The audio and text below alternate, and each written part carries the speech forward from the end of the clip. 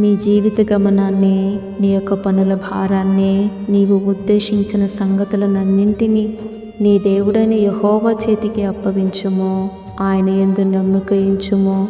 ఆయన కొరకు మౌనముగా కనిపెట్టుకుని ఎదురు చూడుము.